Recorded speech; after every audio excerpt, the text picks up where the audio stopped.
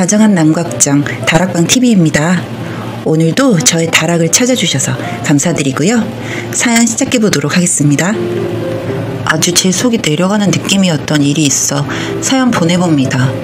저는 남편과 동갑이고요. 결혼한 지 5년 차예요. 결혼할 당시 남편보다 나이가 많은 미혼 시누이가 있었습니다. 이 시누이가 성격이 좀 지랄 맞아서 시댁 식구들은 모두 시누이가 뭘 하든 그냥 내버려둬 버립니다. 한마디 하면 아주 100마디를 하며 달려드는 그런 피곤한 성격이거든요. 그리고 본인이 생각하는 게 다 맞다고 생각하는 그런 인간이죠. 제가 나이 많은 시누이 덕분에 꽤나 속이 상하는 일이 많았습니다. 시어머니와도 자잘한 일들로 스트레스가 있었지만 시누이와 있던 일에 비하면 아무것도 아니다 느껴질 정도였어요. 같은 여자로서 좀 제 사정도 봐주고 할 법한데 더 하더라고요. 몇 가지 일들이 있었는데요. 시집을 안 가고 시누이가 시댁에 있으니 정말 시댁 가기가 더욱 싫었습니다. 다른 때는 잠깐 갔다 오기라도 하면 되지만 명절 때는 꼭 하루 이틀은 자고 오게 되잖아요. 정말 그럴 때는 제 마음을 다스리느라 참 힘들었습니다. 명절 음식 준비를 하는데 그 옆에서 시어머니보다도 더 오만 참견을 당합니다. 시누이도 음식 준비하냐고요? 아니요. 도우면서 말이라도 하면 말을 안 합니다. 결혼하고 명절을 4번 정도 보낼 때는 옆에서 이거 해라 저거 해야 명령질에 저 못 시켜 먹어서 안달이었는데요. 그 이후부턴 어땠는 줄 아세요? 집안 식구들을 다 대동하고 영화를 보러 갑니다. 집에 저만 남겨놓고요. 이 집안의 며느리가 정성을 다해서 음식을 해야 복이 들어온다면서 자기가 일도 못하고 걸리적거리는 사람들을 빼주겠다며 데리고 나갑니다. 어이가 없죠? 그럼 또 저희 남편이랑 시어머니는 다 나가요. 왜 나갔냐고요? 안 나가면 시누이가 아주 미친년처럼 날뛰거든요. 처음에 이렇게 다 데리고 영화 보러 나갈 때 제가 뭐라고 했었거든요. 이건 아니지 않냐고요. 제 조상도 아닌데 제가 왜 이걸 해야 하냐고요. 그랬더니 여자가 시집을 왔으면 이제 여기 사람인 건데 네 조상 내 조상 따진다면서 저보고 싹퉁머리가 없는 년이라고 했어요. 그 말을 하면서 영화를 안 보러 나가긴 했습니다. 시어머니가 음식 준비를 하는데 옆에서 술을 홀짝홀짝 마시더니 술주정을 시작하더라고요. 그냥 저 뻐꾸려고 작정하고 마신 것 같았어요. 네가 뭔데 나한테 말대꾸를 하냐부터 시작해서 집안 어른이나 마찬가지인데 그딴 식으로 배워왔냐며 아주 시댁에서 지가 제일 어른인 양 지랄을 떨더라고요. 만들어 놓은 음식들까지 죄다 없고 난리 발광을 해서 남편과 시아버지, 시어머니까지 매달려서 방으로 데리고 가서 가두다시피 해서야 시누이의 술주정을 막을 수가 있었습니다. 그 일이 있은 후 시부모님들이 저에게 부탁을 하셨어요. 그냥 조용히 지나갈 수만 있게만 해달라고요. 음식 같은 거 대충 해도 좋고 사와서 놔도 좋으니 저 난리 좀 안 나게 부탁한다고요. 왜 이렇게 시부모님들이 다들 쩔쩔매나 했더니 학창 시절부터 사람을 때리고 돈 뺏고 하여튼 문제하여서 학교도 몇 번 전학 다니고 그랬대요. 거기다가 뭐 못하게 하니까 손목을 긋는 등 자해도 했다고 하더라고요. 그러니 부모여도 시누이를 어떻게 못하신다고 하시는 겁니다. 전 억울하고 짜증났지만 이 집안에 시집와서 시누이 잘못되겠다는 소리는 듣기 무서워서 그 말씀을 따르게 되었습니다. 사서 준비할 때도 있었고 대충대충 해가며 조금씩 만들어가며 그렇게 명절을 지내왔어요. 여자가 시집 왔으면 이 집안 사람이 돼야 한다는 소리는 아주 귀에 못이 박히게 됐었죠. 그러다가 시댁 쪽 제사가 있었습니다. 제사 음식도 어떻게 해야 하나 하던 차에 저희 친정엄마에게 전화가 왔어요. 몸이 안 좋아서 병원에 갔고 거기서 검사를 했는데 큰 병원으로 가야 한다고 빨리 가라고 했다고요. 너무 무섭고 눈물이 줄줄 났습니다. 이런 상황에 제가 제사 음식 도저히 못하겠더라고요. 엉엉 울면서 시어머니께 전화드렸어요. 이러저러해서 도저히 오늘은 안 되겠으니 시어머님 도와드리기 힘들겠다고요. 죄송하다고요. 시어머니도 걱정해 주시면서 걱정 말고 다녀오라 해주셨습니다. 친정엄마가 도착할 시간이 돼서 부랴부랴 준비해서 나가려는데 시누이에게 전화가 오더군요. 그냥 안 받았어요. 분명 좋은 소리 안 할 테니까요. 그랬더니 카톡이 오더라고요. 좋은 말로 할 때 전화해라 라고요. 속이 터질 것 같았지만 했습니다. 그랬더니 난리입니다. 아니 혼자서 거동 못하는 분도 아니고 여기에 처음 와보시는 분도 아닌데 왜 같이 가야 하냐면서요. 시댁이 그렇게 우습냐면서요. 왜 결혼해서 며느리 도리는 안 하고 친정일에 이렇게 난리를 치고 다니냐고요. 아니 정말 이 미친 게 사람인가 싶더라고요. 시어머님이 이번에 허락하셨고 나는 지금 급하니까 나중에 이야기하자고 하고 끊었습니다. 다행스럽게도 친정엄마는 큰 병이 아니셨어요. 수술만으로 해결이 된다고 하셔서 수술 받고 지금은 회복하는 중이세요. 하지만 이날 시누이가 했던 말들은 제 가슴속 깊이 응어리로 남았습니다. 이곳 외에도 자잘하게 정말 미운 짓 많이 했어요. 지 기분에 안 맞으면 벼랑간 제 남편에게 욕을 하기도 하고 저에게 욕을 하기도 하고 그냥 쓰레기 같은 인간이었습니다. 그런데 정말 놀라운 일이 생기더라고요. 평생 혼자 살 것처럼 하더니 시누이가 그렇게도 좋아하는 남자가 생겼더랍니다.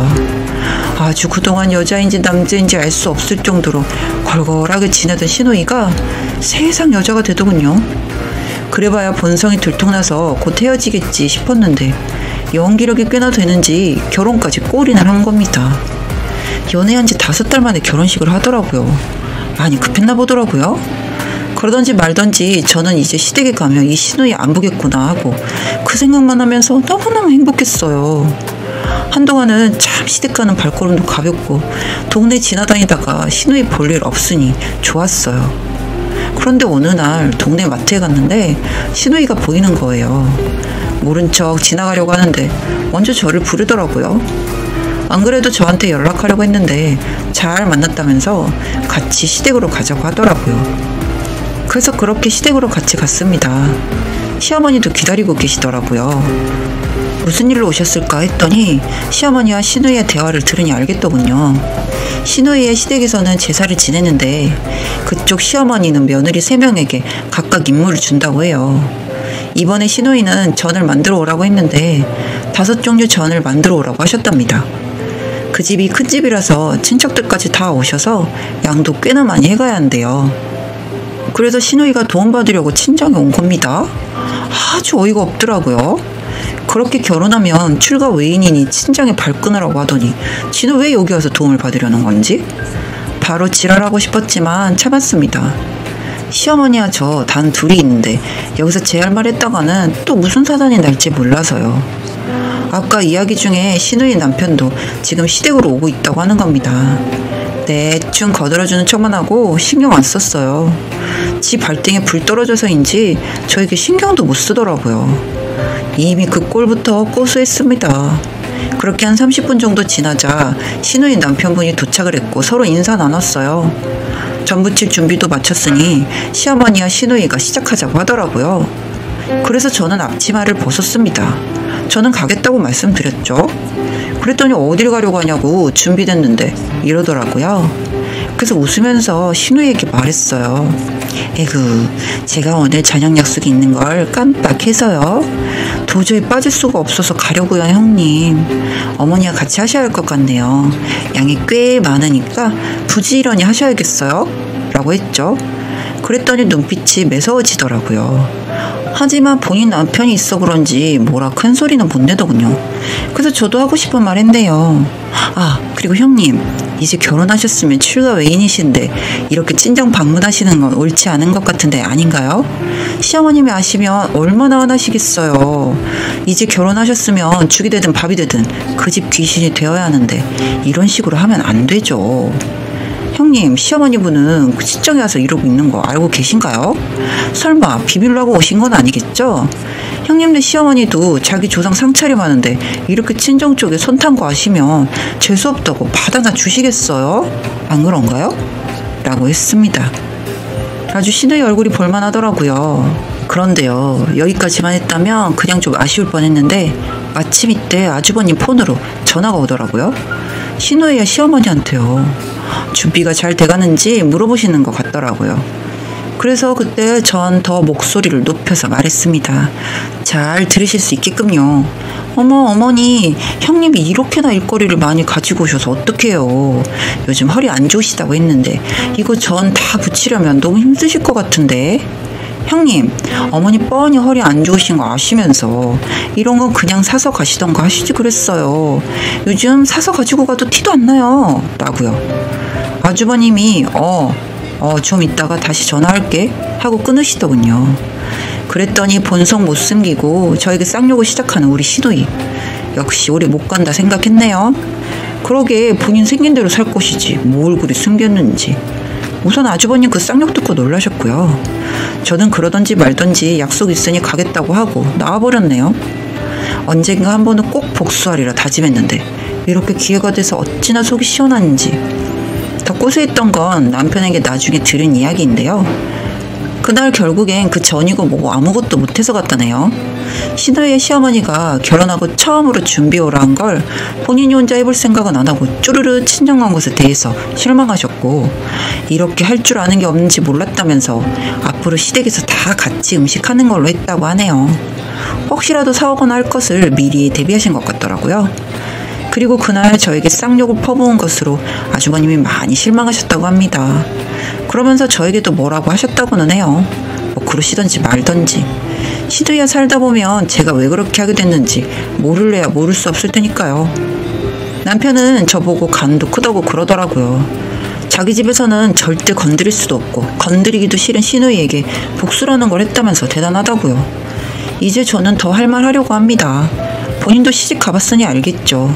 첫 음식부터 시어머니 눈에 났으니 그렇게 쉬운 시댁생활은 아닐 거라고 봅니다. 속상한 일 생길 때마다 자신이 저에게 했던 일들을 떠올려보길 바랄 뿐이네요. 떠올리지 못하고 또 예전처럼 저에게 함부로 한다면 저 역시 가만히 있진 않으려고요.